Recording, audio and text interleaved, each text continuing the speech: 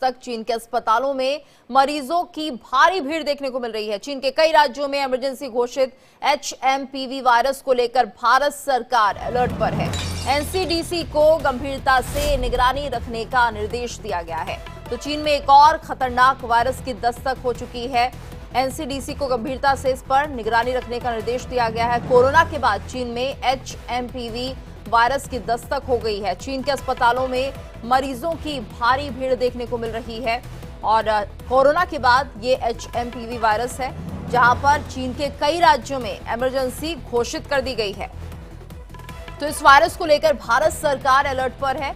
NCDC को गंभीरता से निगरानी रखने के लिए निर्देश दिया गया है। और इस वक्त हमारे साथ doctor Swati Maheshwari senior physician है, जुड़ गई हैं। डॉक्टर माहेश्वरी, आपका स्वागत है इंडिया डेली पर। और जिस तरह से हम देख रहे हैं कि कोरोना के बाद ये नया वायरस अब चीन में दिख रहा है, इसका क्या प्रभाव हो सकता है और भारत के लिए आप किस तरह से देख रही हैं, क्या यहाँ पर एहतियात बरतने चाहिए? बिल्कुल, देखिए, सबसे पहली बात तो ये है कि ये जो वायरस है, इससे हमें पैनिक करने की बिल्कुल जरूरत नहीं है, क्योंकि साधारण तौर पर जब सर्दियों में सर्दी खांसी जुकाम होता है तो ये वायरस वैसे भी दस्तक देता है और एक्टिवेटेड हो जाता है। और पिछले कई सालों से हम इस वायरस के बारे में सुनते आए हैं और इन्फेक्शन देखते रहे हैं। जहां तक बात है कोविड से इसको कंपेयर करने की, देखिए, कोविड जो था, वायरस जो था, वो बहुत ज्यादा संक्रमित था, तेजी से बढ़ने वाला वायरस था और हमने उससे बहुत सारी मृत्यु भी होती हुई देखी, यानी कि घातक भी था। लेकिन एचएमपीवी की अगर हम बात करें तो ये वायरस जो होता है उतना घातक नहीं होता है, साथ ही इसकी फैलने की क्षमता भी कोविड से काफी कम होती है। लेकिन क्योंकि अभी हम चीन में ऐसी जो है तस्वीरें देख रहे हैं कि वहां संक्रमण बहुत ज्यादा बढ़ रहा है, तो अभी जब तक कि वहां से सही तथ्य सामने नहीं आते तब तक इस वायरस के बारे में बहुत ज्यादा जानकारी नहीं है, अगर हम यूं कहें, क्योंकि चाइना हमेशा से चीजों को छुपाता रहा है और सही इंफॉर्मेशन दुनिया तक नहीं पहुंचाता है। जी। लेकिन ये वायरस जो है, एक तो बच्चों में इन्फेक्शन ज्यादा करता है, जो कि कोरोना से काफी विपरीत है। यानी कि 5 साल से जो छोटे बच्चे हैं, खास तौर से उनको ये इन्फेक्शन होने की संभावनाएं ज्यादा रहती है। वही बात अगर हम अपने भारत की करें तो देखिए, वही एटिकेट्स हैं जो हमें कोरोना के वक्त रखने की जरूरत थी। यानी कि ये वायरस भी जब हम बात करते हैं, छींकते हैं, खांसते हैं, तब जो कण निकलते हैं हमारे मुंह से, नाक से, उनके द्वारा दूसरे व्यक्ति को संक्रमित करता है।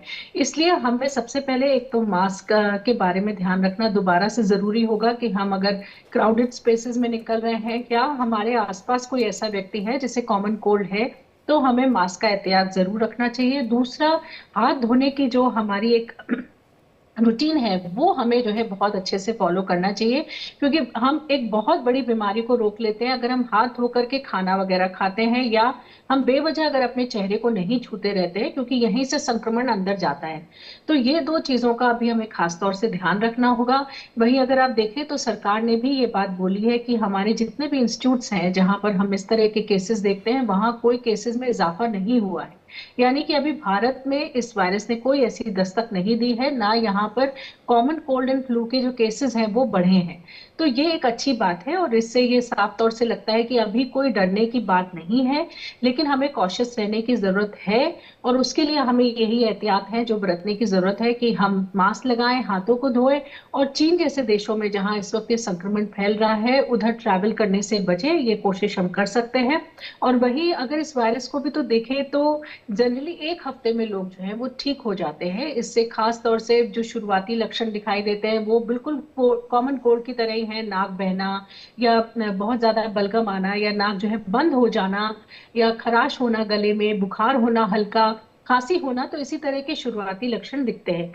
लेकिन अगर किसी को ऐसा लग रहा है कि सांस लेने में दिक्कत हो रही है, बुखार 4-5 दिन हो गए ठीक नहीं हो रहा है, या ऑक्सीजन लेवल्स अगर किसी के ड्रॉप हो रहे हैं, तो ये जो है अलार्मिंग साइंस होते हैं, जब हमें जो है अस्पताल जाने की जरूरत है और फर्दर और इन्वेस्टिगेशंस कराने की जरूरत है कि किस तरह की बीमारी से हम जूझ रहे हैं। जी, बिल्कुल डॉक्टर स्वाति। और जिस तरह से हमने देखा कोरोना के लिए टेस्टिंग के लिए उसकी किट्स होती थी, क्या इस वायरस को लेकर भी ऐसी कुछ किट्स तैयार की जा रही हैं जिससे कि पता चल पाए कि वाकई ये एचएमपीवी वायरस है या नहीं है?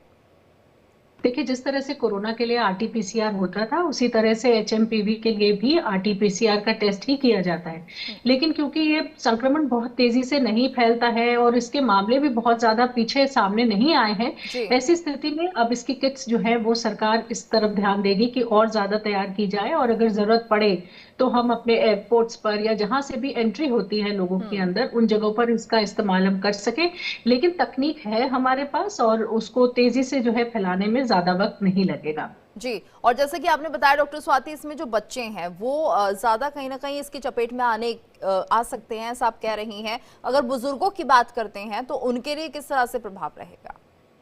देखिए, जिन लोगों की भी इम्यूनिटी लेवल कम रहती है, खासतौर से जब हम बड़े बुजुर्गों की बात करते हैं, छोटे बच्चों की बात करते हैं, या ऐसे लोग जो कि इम्यूनो कॉम्प्रोमाइज होते हैं, पहले से बीमारियों से जूझ रहे हैं, लंबे समय से दवाइयां चल रही हैं, कैंसर पर है, तो ऐसे जो लोग होते हैं उनका इम्यूनिटी लेवल कम होता है और इसलिए ये लोग जल्दी प्रभावित भी होते हैं। और अगर संक्रमण होता है तो इन लोगों में ज्यादा तीव्र बीमारी देखी जाती है, तो इन लोगों को ज्यादा एहतियात की जरूरत है। लेकिन फिलहाल अभी कोई डरने की बात ऐसी नहीं लगती है, क्योंकि भारत में वैसे भी सर्दियों में कोल्ड एंड फ्लू होता है, लेकिन उसकी तादाद इतनी ज्यादा नहीं बढ़ी है कि हम उसे अलार्मिंग सिचुएशन में लेकर के जाएं।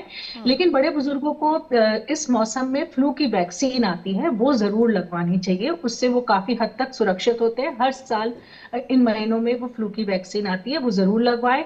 वहीं कोविड की वैक्सीन हम सभी लोगों को लगी हुई है, तो वो भी जो है सुरक्षा प्रदान करती है। उसकी वजह से भी हमारा इम्यूनिटी लेवल जो है ऐसे रेस्पिरेटरी वायरसेस के लिए बेटर होता है।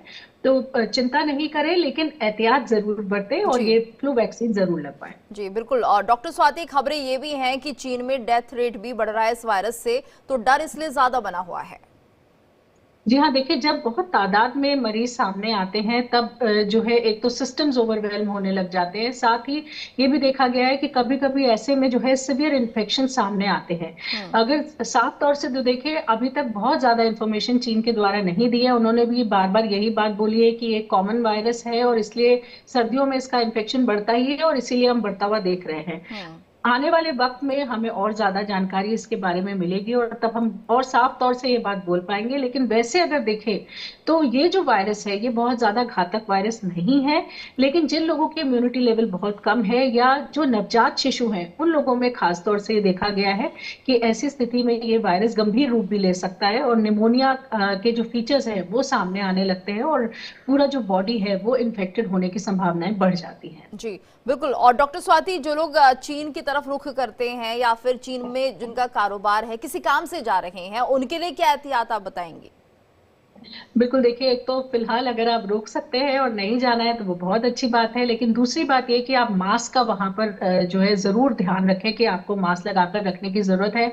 अगर आप जो है ऐसी जगह पर काम पे जा रहे हैं जहां सर्फेसेस ऐसे हैं जो कि और लोग भी छू रहे हैं, तो आपको बहुत ज्यादा ध्यान रखने की जरूरत है कि आप अपने हाथों को साबुन और पानी से समय समय पर धोते रहें। कोई भी आपने ऐसी अगर चीज छुई है जो कि और लोग भी छू रहे हैं, तो फिर उन हाथों को अपने आंख नाक कान में नहीं लगाएं। ये आपको खासतौर से ध्यान रखना है। और अगर कोई भी शुरुआती लक्षण दिखाई देते हैं, अगर कोल्ड के या फ्लू के कोई भी शुरुआती लक्षण दिखाई देते हैं, तो खुद को आइसोलेट करें और जो भी उसके लिए शुरुआती ट्रीटमेंट के लिए आप किसी भी डॉक्टर से जरूर संपर्क करें। इस बात का खासतौर से ध्यान रखें। जी, और डॉक्टर स्वाति, एहतियात जरूर बरतनी चाहिए क्योंकि जो भी चीन के आसपास के देश हैं और वहां पर कोई फ्लाइट जा रही है, इसमें भारत भी शामिल है, तो उन्हें किस तरह से एहतियात बरतनी चाहिए, क्या कुछ करना चाहिए इंटरनेशनल एयरपोर्ट्स पर?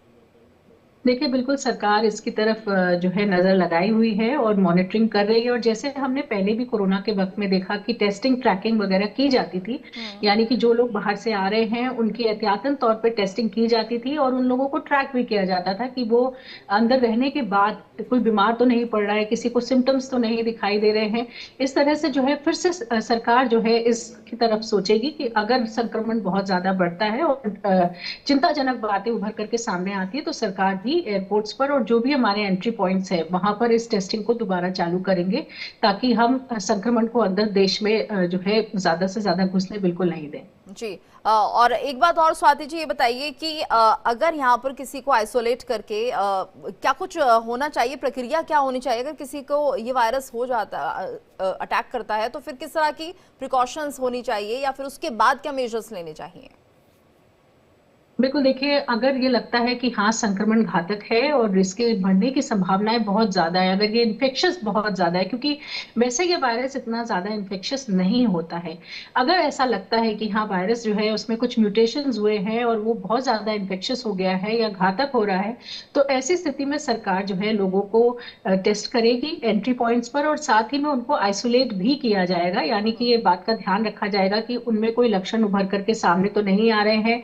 उनकी दोबारा टेस्टिंग की जाएगी कि इंक्यूबेशन पीरियड में अगर था और कैच नहीं हुआ तो क्या हम बाद में उस संक्रमण को पकड़ सकते हैं। तो इस तरह की, और साथ ही जो उनकी चेन होती है, ह्यूमन चेन होती है, जिन लोगों के आप संपर्क में आए होते हैं, जिन लोगों के साथ आपने ट्रैवल किया होता है, उन लोगों के ऊपर भी निगरानी रखी जाती है कि उनको कोई इस तरह के लक्षण उभर करके सामने तो नहीं आ रहे हैं। तो जो पूरी प्रक्रिया कोविड के दौरान की गई जी। थी, जिस तरह से संक्रमण को रोकने के प्रयास किए गए थे, और वो जो है एक एपिडेमिक नहीं बने, हमारे देश में जो है संक्रमण की लहर नहीं फैले, उसको रोकने के लिए जो तमाम इंतजाम है वो सरकार करेगी, चाहे वो टेस्टिंग के हों, चाहे ट्रैकिंग के हों, चाहे आइसोलेट करने की जरूरत हो, वो सभी चीजें सरकार जरूर वक्त से शुरू करेगी। जी, धन्यवाद।